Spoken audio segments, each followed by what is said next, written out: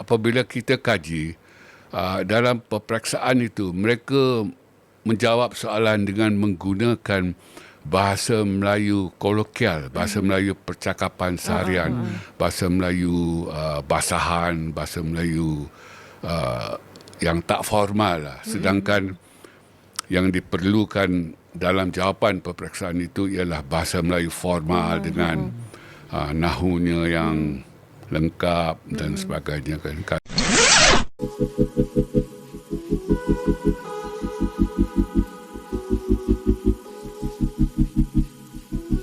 Kejadian berbahasa di sebuah bangsa, di sebuah negara itu unik-unik. Saya hadirkan Pak. India dan Pakistan awal negara yang sama. Betul? Nah, kita ingat-ingat sejarahnya. Kemudian bagaimana mereka pecah menjadi dua negara.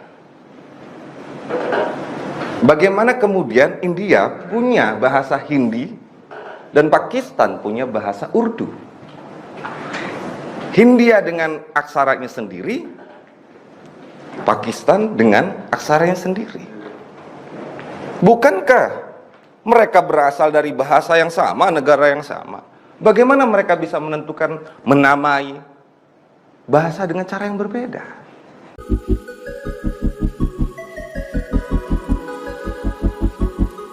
Banyak pengalaman yang pahit dalam pemerintahan kerajaan tertentu selama 22 bulan. Bagaimana mereka ingin memastikan bahasa Melayu dipinggirkan selama-lamanya. Saya ucap terima kasih, ucapkan tahniah kepada pihak penganjur. Tetapi persoalan dalam hati kecil saya, melalui pengalaman saya sendiri semenjak saya seorang pemimpin pelajar dari ITM hinggalah sekarang, saya mempersoalkan pihak penganjur ikhlas berusaha bersungguh-sungguh untuk memertabatkan bahasa Melayu, bukan sahaja di peringkat Nusantara tetapi juga di peringkat global. Persoalannya, apakah kita nak mencapai peringkat global dan Nusantara itu, kita telah berpuas hati bahawa bahasa Melayu itu digunakan sepenuhnya di peringkat lokal. Itu persoalan saya. Kalau sekiranya kita tidak dapat mengimplementasikan dan memperkukuhkan penggunaan bahasa Melayu itu di negara kita, di peringkat negara, saya rasa sukar untuk kita meyakinkan orang lain supaya bahasa itu dibawa dan diangkat ke peringkat global ataupun bahkan di Nusantara. Saya berkata demikian, saya perhatikan masalah yang pertama, tidak ada political will. Saya minta maaf cakap. Saya masih ingat tuan-tuan, semasa umur saya 20 tahun. Ini pengalaman, saya bercakap melalui pengalaman. Di dalam berita harian dilaporkan, saya telah memberi ingatan kepada Menteri Pendidikan yang baru. Ada dokumennya, surat khabar berita harian. Saya memberi amaran kepada Menteri Pelajaran yang baru, masa itu Encik Hussein On, kemudian Tun Hussein On. Saya mengatakan saya hendak melihat Menteri Pelajaran benar-benar bersikap jujur untuk memastikan dasar pendidikan nasional. Saya lihat banyak ketirisan, berlakunya kecurangan yang dibuat oleh kita sendiri terhadap dasar bahasa kebangsaan, iaitu bahasa Melayu. Di Malaysia saya tidak heran, kumpulan-kumpulan yang tidak mempunyai jati diri Malaysia, yang tidak mempunyai semangat patriotisme, mereka sentiasa menolak penggunaan bahasa Melayu dengan berbagai-bagai alasan. Tetapi persoalan saya, kita di peringkat kerajaan, di peringkat implementors, di peringkat pegawai kerajaan, di peringkat ahli politik, pemerintah, pemimpin, kita sebenarnya bertanggungjawab meminggirkan bahasa Melayu itu dari masa ke semasa. Tuan-tuan, perjuangan kita ini perjuangan lama. Tetapi saya lihat tidak ada, minta maaf saya cakap, agak blunt. Saya terguris hati. Bahkan buku saya yang bertajuk Tersinggung di Hujung Perjuangan, saya tukar sikit, tersinggung dalam perjuangan, akan keluar tak lama lagi, termasuk masalah pendidikan dan masalah bahasa Melayu. Di mana saya katakan umur saya 20 tahun, saya telah bersuara tentang perkataan masalah pendidikan dan bahasa Melayu, dan saya masih ingat tadi rakan saya bercakap penggunaan bahasa Melayu di Universiti Kebangsaan. Pada tahun 70 Mac, di dalam satu seminar yang diada di Kota Baru, seorang penceramah bernama Encik bekas Vice Chancellor UTM Tan Sri Aminuddin Wahid. Beliau membincangkan tentang penubuhan UKM, dan saya salah seorang pemimpin pelajar yang menyuarakan bagaimanakah kerajaan ingin memastikan kita mempunyai cukup pensyarah yang boleh memberi syarahan dalam bahasa Melayu, yang boleh menulis buku terutama dalam bidang sains dalam bahasa Melayu. UKM pada bulan Jun documented dalam buku saya dijemput oleh UKM untuk memberi ceramah kepada batch yang pertama UKM student dalam bidang sains, yang diadakan di pusat bahasa sebelah UM. Masa itu di Lembah Pantai.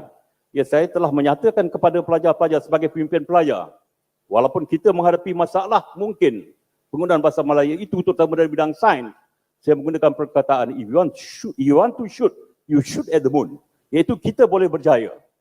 Itu daripada saya mahasiswa, saya masih mempunyai semangat yang kukuh dan harapan yang tinggi. Pada hari ini tuan-tuan lihatlah bagaimana bahasa Melayu diperkotak-katikkan dalam satu pemerintahan kerajaan 22 bulan, bahkan surat menyurat resmi menggunakan bahasa Cina. Resmi, official. Bahkan dalam satu program ceramah resmi, penceramah bercakap dalam bahasa Cina. Dan berbagai-bagai lagi untuk menghina bahasa Melayu. Maka itu sebab saya cukup menyokong saranan daripada Prime Minister kita. Ini merupakan satu wake up call. Satu peluang keemasan untuk kita mengembering kembali, menyusun kembali strategi supaya kita dapat mempertabatkan, mengharapkan pejuang-pejuang bahasa di hadapan saya ini, bukan saja akan dalam satu program ceramah resmi, penceramah bercakap dalam bahasa Cina, dan berbagai-bagai lagi untuk menghina bahasa Melayu. Maka itu sebab saya cukup menyokong saranan daripada Prime Minister kita. Ini merupakan satu wake up call. Satu peluang keemasan untuk kita mengembering kembali, menyusun kembali strategi supaya kita dapat mempertabatkan, menebus kembali maruah dan martabat bahasa dan bangsa. Ini masanya. Saya amat-amat mengharapkan pejuang-pejuang bahasa di hadapan saya ini, bukan saja di peringkat Malaysia, bahkan di peringkat global. Membantu kita memberikan satu semangat, motivation kepada pihak kerajaan supaya tegas dan mempunyai political will untuk memastikan bahasa Melayu ini mesti dibawa ke atas dan mesti dihormati di negara sendiri. Bahasa Melayu ini, saya bercakap dari segi perlembagaan, dari segi social contract, daripada wasiat Raja-Raja Melayu yang ke-6. Iaitu orang bukan Melayu tidak boleh mempersoalkan dengan berbagai-bagai andaian itu dan ini. Jangan soal. Bahasa Melayu merupakan bahasa kebangsaan. Ia mesti diikuti. Jangan bagi excuse. Tuan-tuan, saya masih ingat semasa saya melawat Beijing Institute of Foreign Language. Semasa saya naib Chancellor. Saya lebih kurang 10 anak-anak mahasiswa-mahasiswi berbahasa Cina di China menjaga kita untuk melawat the Great Wall. Saya terlena sekejap, tiba-tiba saya terjaga, saya terdengar budak-budak Melayu bercakap bahasa Melayu dengan fasih. Rupanya saya sedar bukan budak Melayu tapi budak Cina. Orang Cina di Cina fasih bahasa Melayu dalam bas yang saya naiki itu bercakap bersembang dalam bahasa Melayu, mereka menghormati bahasa Melayu, tapi mengapa bangsa bukan Melayu di Malaysia ini langsung tidak menghormati? Di peringkat kerajaan tidak menghormati. Tadi kita dengar di peringkat IPTA, apatah lagi IPTS. Saya agak gusar perjuangan saya untuk UKM semenjak saya 20 tahun. Hari ini bahasa Inggeris diagung-agungkan.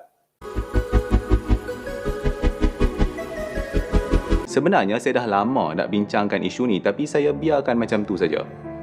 Tapi masalahnya sejak akhir-akhir ni, isu penggunaan dan kepentingan bahasa Malaysia ni telah dipersoalkan berkali-kali. Saya perasan kan isu ni dia mula jadi lebih besar apabila Datuk Seri Ismail Sabri, kita punya PM tu, dia mahu menggunakan bahasa Malaysia sebagai bahasa pengantara di antara negara-negara ASEAN. Ramai orang yang kutuk dia. Ramai orang yang gelak dekat dia. Kalau anda pergi tengok dekat media sosial macam Facebook dan Twitter dan sebagainya kan, Kalau anda pergi baca komen-komen orang kan, maka anda boleh fahami bahawa ramai orang beranggapan apa yang dah dibuat oleh Datuk Seri Ismail Sabri itu adalah satu perkara yang merepek. Nak memartabatkan bahasa Malaysia itu adalah perkara yang merepek bagi mereka. Kenapa saya buat episod ni? Kenapa saya terpanggil untuk nak buat episod ni? Kerana saya dah nampak penggunaan bahasa Malaysia kita ni dah jadi macam tak apa-apa. Apakah punca masalah ni? Siapa yang bersalah terhadap apa yang berlaku pada bahasa Malaysia ni? Kepada bahasa kebangsaan negara kita. Menurut dari beberapa komentar netizen, Semenanjung merupakan dalang rusaknya bahasa Melayu di Malaysia. Jadi bagaimana menurut kalian?